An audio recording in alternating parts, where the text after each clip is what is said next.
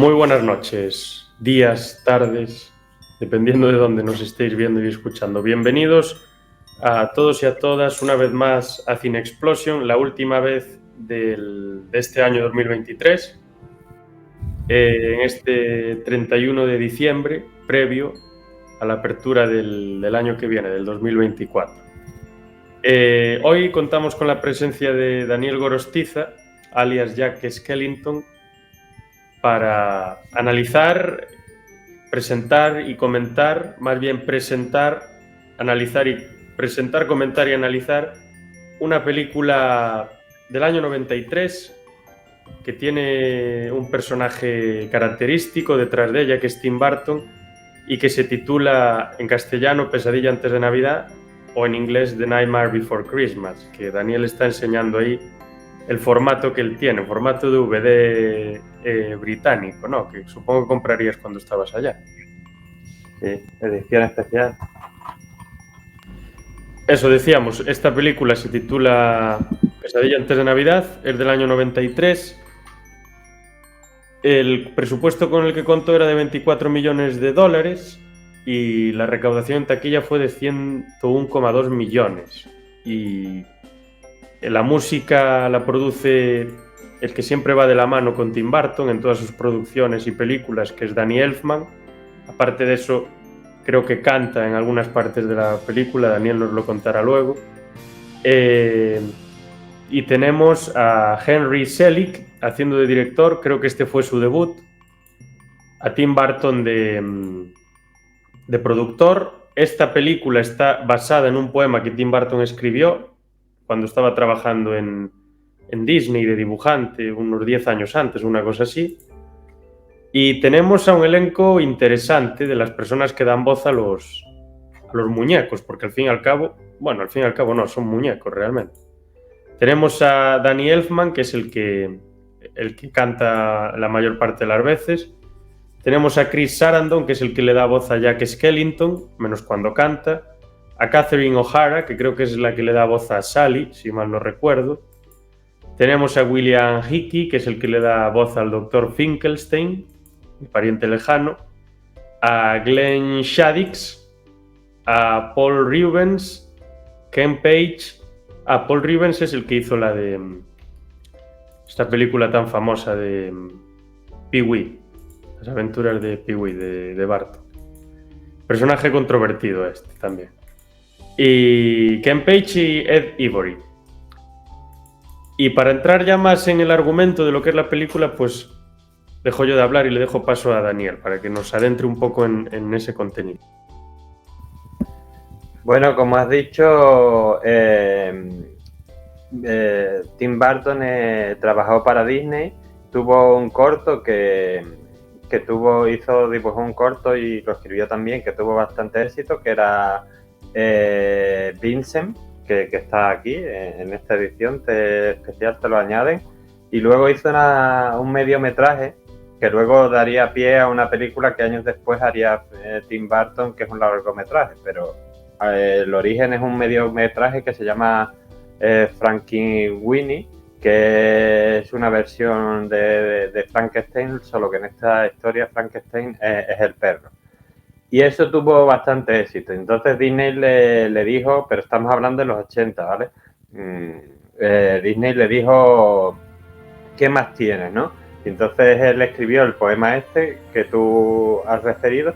Disney dijo, no, pese a que el corto había tenido éxito y tal y cual, no se adecua a lo que la gente está acostumbrada de Disney. Y es verdad, pero quizás ese sea el éxito de esta película, que aunque sea de Disney, no es muy Disney.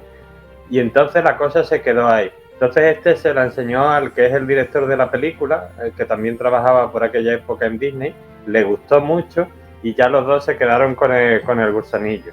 Y luego ya en los 90, Tim Burton seguía con la idea de sacar esa película, y como él ya había ganado popularidad gracias a las dos pelis a la primera peli de Batman, que hoy en día pues no nos damos cuenta, pero la Batman de Tim Burton fue un éxito increíble, o sea, inició la Batmanía. Entonces, pues ya Disney estaba como que más receptivo y entonces hablaron de hacerla, pero Tim Burton no podía dirigirla porque precisamente estaba ya metido en la producción de Batman Returns, Batman vuelve. Y entonces lo que hizo es escribió un primer boceto de guión y tal, y habló con uno de sus colaboradores de Beetlejuice y empezaron a hacer un guión, pero no le gustó mucho y entonces dijo que no, y se reunió con Danny Elfman, que tú lo has mencionado ahora, que hace la banda sonora y pone la voz cantada de Jack Skellington, porque la voz hablada es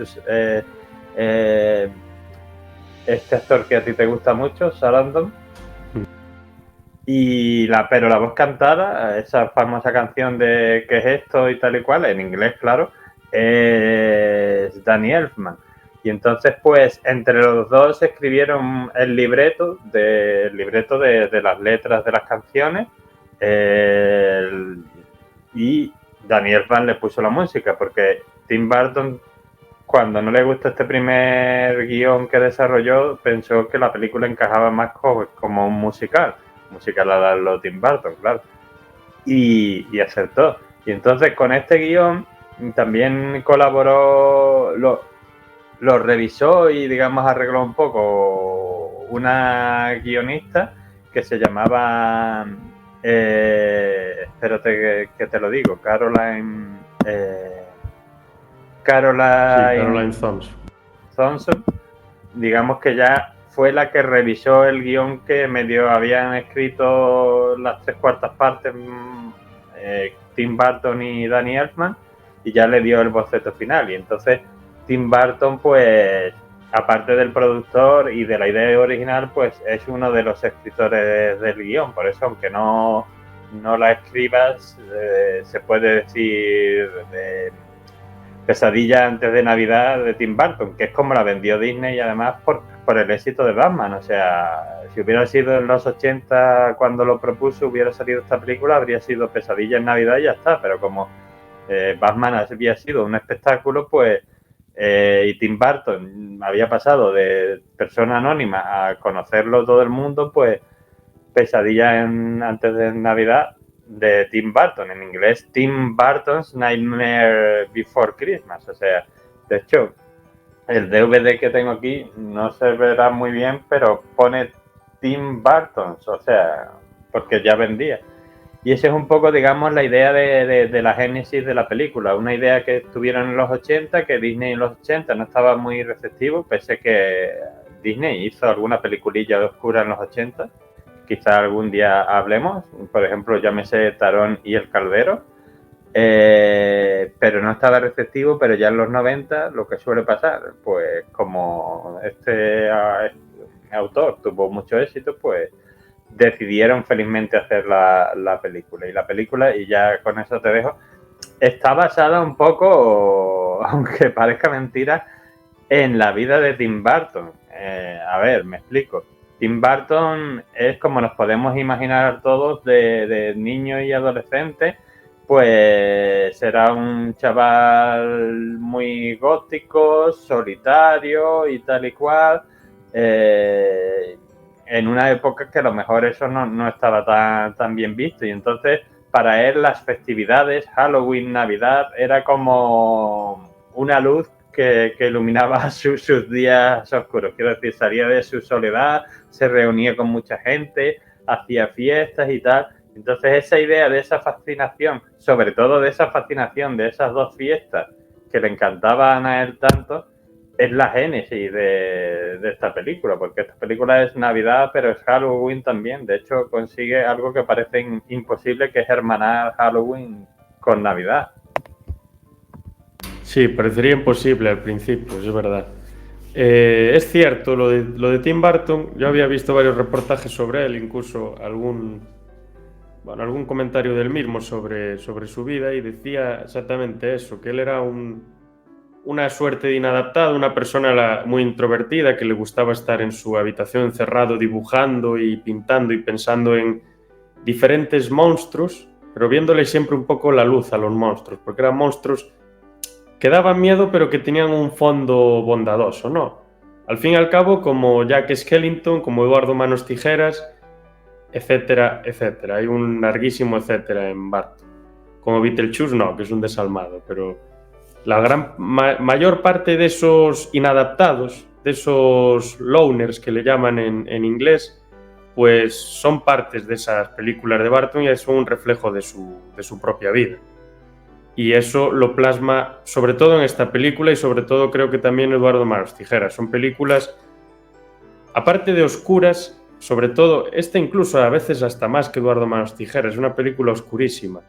Yo la reví ayer después de, por 14ª vez o 15ª vez, y la estaba viendo y dije, pero realmente esto estaba hecho para niños muy pequeños, pero es que yo me pongo en la piel de un niño de 5, 6, 7 años que le ponen esta película y yo me acuerdo que había ciertas criaturas que me daban bastante miedo.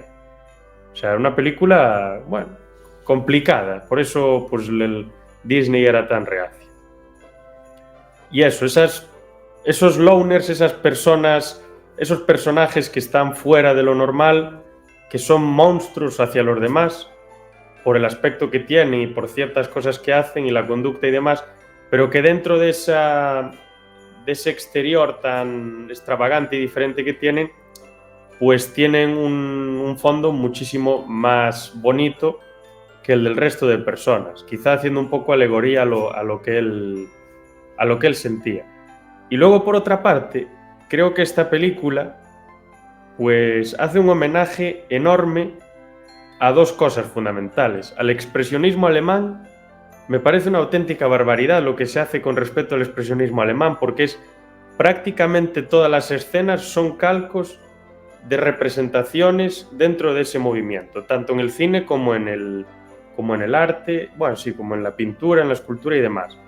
Hay escenas del Gabinete del Dr. Caligari, que es una película del año 21 o 22, que fue una de las primeras películas, fue una de las últimas películas con, bueno, subtítulos no, con escritos explicativos. Y luego ya se empezó a pasar a las películas habladas. Y es una película que tiene ya más de 100 años, como dije, y lo que hace Barton es calcar escenas de esa película. O sea, hay personajes de la propia película, como el alcalde del pueblo, la vestimenta, las maneras, la forma de hablar, absolutamente todo es exactamente igual que el de este comercial o este mercader que llega a la ciudad en el Gabinete del Dr. Caligari con ese sonámbulo que lleva, que es una especie de zombie, perdón. Y luego tenemos también el tema de que se ven esas estructuras tan puntiagudas, ¿no? Tan irregulares, que empiezan como muy anchas y luego hacen unos movimientos raros y acaban así como en pico, pero unos picos muy exagerados. La vista también siempre desde abajo, así con un plano medio inclinado. Y luego tenemos el elemento de las ruinas y un poco lo que venía a ser el terror clásico en el cine, el terror un poco gótico, de producciones de la Hammer, de la Universal, que representaban criaturas clásicas de siglos pasados, como la criatura de Frankenstein, Drácula y todas estas cosas. Y hace ese homenaje porque, por ejemplo, los vampiros que salen en la película son un calco de Nosferatu. Tenemos al Dr. Finkelstein, que no hace falta decir a qué hace referencia. Está el Boogeyman, el hombre del saco, un elemento fundamental en la mitología anglosajona, bueno, también en la nuestra, y muchos elementos más. Sally es un poco la novia de Frankenstein, ¿no? La película que se hizo en el 30 y pico. Y una gran cantidad de elementos más que hay por ahí. Si me olvido alguno, a lo mejor tú lo recuerdas. Sí, sale la criatura esta del lago, pero no me acuerdo. Cierto. Sale también. Sí, es una referencia a criaturas del terror clásico. Yo es que esta película la veo un poco como es un musical de terror, pero terror para niños, digámoslo de esta forma. Si podemos decir quizá que la primera de Poltergeist es un poco terror para toda la familia, digamos, la primera, la segunda ya es para los niños más crecidos. Esta es un poco terror para niños. Yo de hecho recuerdo haberla visto, porque esta que he enseñado aquí es la versión que tengo yo, pero mi prima tiene su propia versión en DVD. Yo me acuerdo que cuando se la compraron, estamos hablando de que no sabíamos de qué iba la película. Yo conocí a Tim Burton por Batman y como era de Disney se la pusimos a mi prima.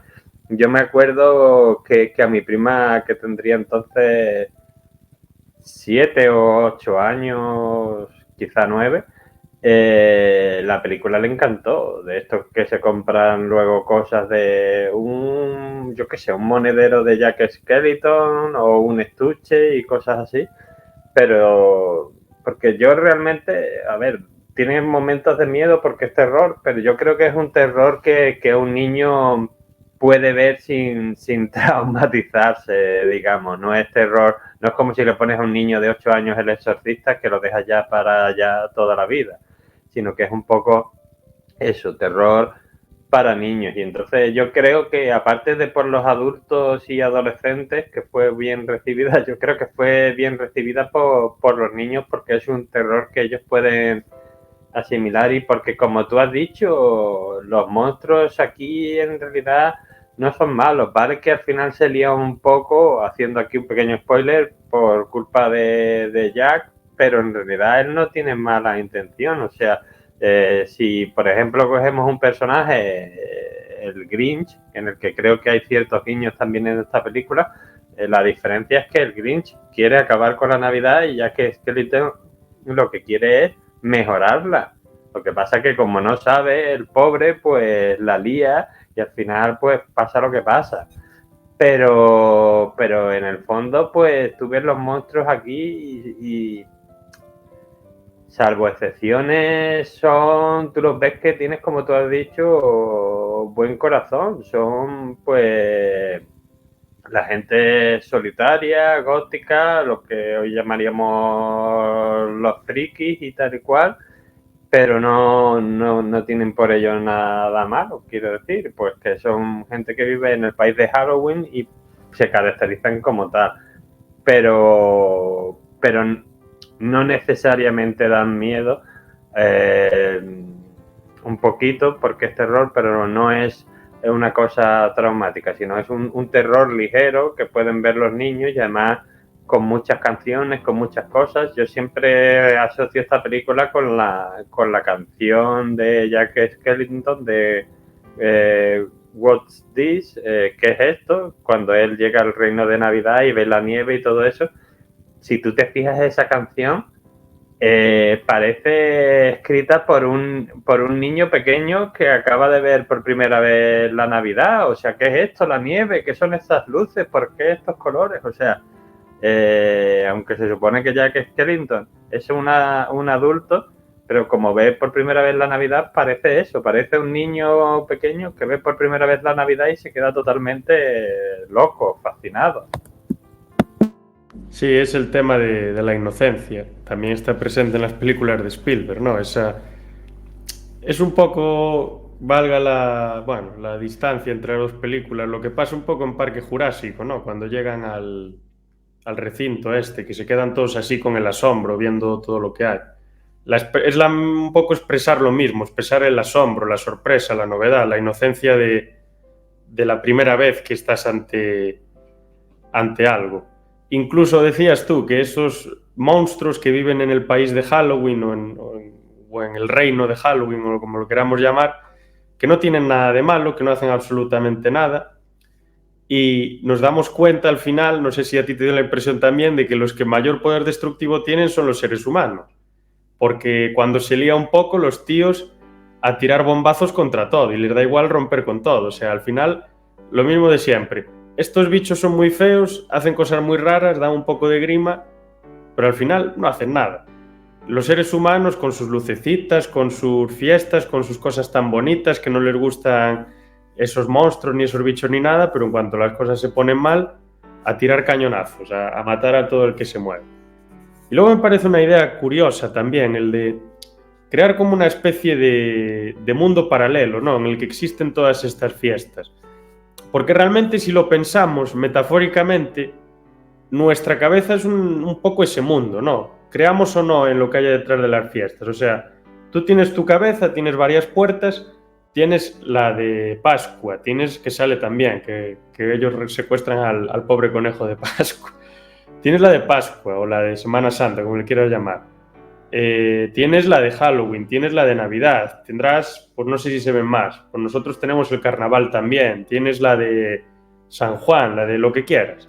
Pero realmente tú tienes en tu cabeza acceso a esos mundos. Mundos mentales, mundos simbólicos, como los quieras llamar. Pero en todos esos mundos tú tienes ahí unos seres que tú piensas que son parte de ese mundo. Pues piensas en Halloween, a mí obviamente ya sabes lo que primero que se viene a la cabeza. Pienso en Navidad y lo primero es el Grinch, o Papá Noel, o los renos, o el cascanueces. Piensas en Pascua y lo primero que se te viene a la cabeza es a Charlton Heston en Ben-Hur, o a Jesús crucificado, o a Herodes, o a Poncio Pilato, o a quien sea. Piensas en, yo qué sé, en San Juan y piensas en brujas saltando en una hoguera, lo que sea. Creo que eso lo representa de maravilla en la película, con esa especie de mundo que interconexiona todo. Sí, es que es un poco eso. Y aparte que si tú te fijas el año mentalmente, nosotros los dividimos entre estas festividades, pues que como generalmente prácticamente a nadie... Y aun cuando te guste tu trabajo, tú estás pensando en cuál es la festividad que viene después. Pues ahora es Navidad, pues, o sea, ahora llega Navidad, pues estoy pensando en Navidad. Cuando la Navidad ya ha pasado, pues ahora estoy pensando en la siguiente, que a lo mejor es el carnaval. Y así va haciendo el año, o sea, buscando en cierta forma esos momentos felices, que es un poco, de hecho, la idea, como he comentado, de la película, los momentos felices del año, que eso no quiere decir que en pleno marzo no te lo puedas pasar fantásticamente porque te vas un fin de semana con los amigos, evidentemente, pero aparte de esas cosas ahí y tal, el rollo es que mentalmente nosotros hacemos un poco eso, o sea, tenemos esas puertas que estamos esperando a que el año nos acerque a ella y cuando una vez ya lo hemos pasado, pues ahora la siguiente puerta, ¿cuál es? Y tal. Entonces, sí, es un poco una idea que tampoco creo yo que esté muy alejada de la realidad. Y en cuanto a lo de los personajes, pues yo querría comentar una cosa que se repite en todas las pelis de Tim Burton. Hemos hablado de los monstruitos, los frikis, lo que tú quieras, que son personas de buen corazón o gente normal que no tienen nada de malo. Generalmente el villano, y en eso estoy yo un poco de acuerdo con el señor Barton, quizás porque yo pertenezco a uno de sus mundos imaginarios, también soy un poco friki, o muy friki, pues el villano es el hombre normal, generalmente, o sea, el ser humano normal y corriente, y me da igual que sea Pesadilla antes de Navidad, que sea, yo qué sé, pues tú has dicho de Eduardo Manos Tijeras, por ejemplo, pues es que es eso, o Beetlejuice y tal, aunque Beetlejuice sea un poco chungo, pero es un chungo que te cae bien, por lo que sea, pero realmente por lo menos cuando yo he visto, las veces que he visto esa película, a mí los que me caían mal eran los padres de ella, o sea, los señores normales. Entonces, un poco aquí es eso, y es lo que reivindica, yo creo, Tim Burton en esta película y en prácticamente todas. ¿Por qué la normalidad tiene que ser buena? O sea, la normalidad es ese sello que te imponen de estos son los parámetros, tú te tienes que ir de aquí a aquí y si estás por aquí fuera, pues eres malo y hay que rechazarte por tu aspecto, por tu raza, por tu sexo, por lo que tú quieras. Es que la normalidad es un concepto muy peligroso si te pones. Entonces, yo en eso estoy de acuerdo. Los villanos en esta película son los humanos corrientes, claro. Quizá en el mundo real, por desgracia, también. Entonces, ese mensaje que reivindica con Jack Skellington, con Sally y todos los personajes y esos monstruitos que a él le gustan tanto, pues yo creo que es un mensaje en cierta forma positivo. Y si la Navidad va del amor y al prójimo y todo esto, pues es importante recordarlo, porque, repito, el amor al prójimo. No dice el amor al prójimo que se parezca a ti o que piense como tú o que sea igual que tú, sino el amor al prójimo cualquiera, sea tu compañero de facultad, sea, yo qué sé, de Phantom, por ejemplo. O sea, hay que amar a todo el mundo, incluido a nuestro querido The Phantom. Sí, sí, el mensaje está ahí, está claro. Pero tanto... Bueno, es algo que exponen en la propia ciudad de Halloween, porque todos más o menos se llevan bien entre ellos, todos se entienden, todo ese tema. Y creo que eso de los mundos también a mí me recordaba, perdón, un poco al tema de Alicia en el País de las Maravillas, ¿no? Cómo se mete en esos mundos, baja y luego vuelve y todos estos temas. Y lo que es fundamental, es cierto, es esa crítica a la normalidad. Con esto yo creo que tampoco están defendiendo que la gente empieza a ser extravagante y a hacer cosas extravagantes por hacerlas, sino que únicamente yo creo que lo que Barton defiende con toda su serie de películas y lo que defienden otros directores bajo su tutela es que cada niño, porque estas películas la mayoría están pensadas para niños o para preadolescentes, pues bueno, también valen para gente más mayor, obviamente, y son maravillosas. Pero creo que el foco central es eso, porque es como que está apelando a su niño interior, a su preadolescente también interior, que es el que más busca siempre la aceptación, ¿no? Y buscar un lugar en el mundo. Creo que lo que pretende básicamente es como decirle a esa gente que tiene esos ciertos problemas, bueno, que al final somos todos, no hay excepción, que lo que tienen que ser es ellos mismos. Tienen que dejar fluir lo que tienen dentro. Y si eso les hace, pues, ponerse un pendiente o llevar mocasines en vez de tenis, o ir con pantalón corto en vez de ir con falda, o yo qué sé, o dejarse barba en vez de afeitarse, pues vale la pena. Lo que tampoco creo que esté defendiendo es que no, ahora tenemos que ser todos extravagantes. Ponte el pelo de rosa, que es lo que te hace falta. No, sé tú mismo. A lo mejor para ser tú mismo no hace falta hacer nada, únicamente pues expresarte como tú consideras que tienes que expresar, teniendo en cuenta obviamente que alrededor hay otra gente también que también tiene que ser ella misma. Hay que buscar ahí un margen de maniobra. Y llegados aquí, si no tienes más que añadir, yo creo que por mi parte, bueno, yo diría que hay una cosa en la película que sí que me da miedo, que es lo que más ahora no me da miedo, pero me acuerdo de pequeño que me aterrorizaba, que era el Oogie Boogie, el hombre del saco. Me daba muchísimo miedo de pequeño. Era así un aspecto fantasmagórico, me daba bastante miedo. Y ya dicho esto, yo creo que si no quieres añadir nada, pues podemos darle ya una nota y poner cierre al episodio de hoy y último de este año. Sí, bueno, no, nada mucho más que comentar. Eso que tú has dicho, sé tú mismo. Yo creo que ese es el mensaje de esta película y de otras muchas de Tim Burton, y que eso es lo importante, que cómo es ser tú mismo, pues bueno, cada uno ya tiene su manera. Si ser tú mismo es estar en un sótano leyendo relatos de Edgar Allan Poe, pues me parece fantástico. Si para ti ser tú mismo es que te gusta tal estilo musical, pues eso. Entonces yo pues me quedo con ese mensaje y bueno, recomiendo la película como siempre a todo el mundo. Una película que yo personalmente no me canso de ver, y aunque está hecha para un público quizá más infantil o preadolescente, los adultos la pueden ver fantásticamente y es una película que te gusta. Es cortita, se hace corta, y yo personalmente, por todo lo que hemos dicho, le doy un 9, así sin más. Quizás me he venido arriba, pero es la nota que yo le doy, porque es una película que me gustó mucho en su día y aún hoy, volviéndola a ver, que la he visto muchas veces por en medio, me sigue gustando, pues tú sabes que hay películas que a lo mejor en su día te gustaron y hoy las ves y dices, pues no era para tanto porque era otra edad, o al contrario, no te gustaron nada y las vuelves a ver.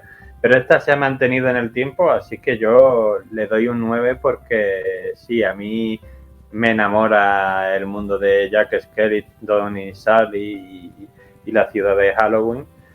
Y sí, el Boogeyman da miedo. Cuando ya eres adulto y sabes que no existe, o que el Boogeyman es un señor normal, pues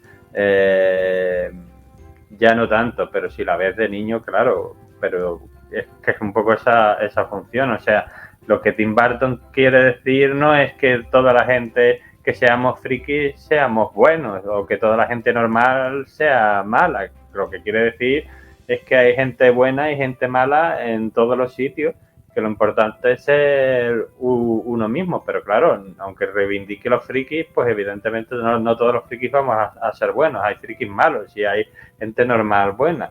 Entonces, pues creo que esa es un poco la función del Boogeyman. Así que dicho esto, pues con su 9 puesto, se la recomiendo al que no la haya visto, que la vea y que la disfrute. Sí, yo le pondría también un 9, la verdad. No es por venirse arriba. No sé la nota que tiene por ahí, pero seguramente un 7 con algo, ¿no? Un 7,8 o algo así. El Film Affinity y demás. Pero sí, yo le pondría un 9. Y cabe añadir que la película es triplemente laboriosa porque se hizo con muñecos en slow motion o stop motion, no sé muy bien cómo se llama. Y esos muñecos los iban moviendo fotograma a fotograma, y todo lo que vemos cuando mueven la boca y se mueven y demás, son personas detrás que están moviendo están moviéndolos constantemente para que todos esos movimientos recogidos a través de diferentes fotogramas parezca una secuencia de movimiento, parezca que están realmente haciendo algo. Eso les llevó muchísimo tiempo, no sé si les llevó 4 o 5 años hacer la película. Obviamente yo creo que también dura 1 hora y 10 por cuestiones que tienen que ver con esto, seguramente, porque sería muchísimo más costoso y pues que es un trabajo detrás que no es ni medio normal. Aparte de las figuras, no solo hay que moverlas, las figuras también hay que crearlas. Y alguien tiene que tener suficiente capacidad como para crear todas esas figuras. Y probablemente una persona sola, por muy genial que sea, no sea capaz de generarla toda. Así que debe haber un equipo ahí detrás potente. Pero bueno, nada, muchas gracias a todos, a Daniel, por supuesto, por acompañarnos en este rato y hasta el año que viene, en 2024. Hasta la próxima.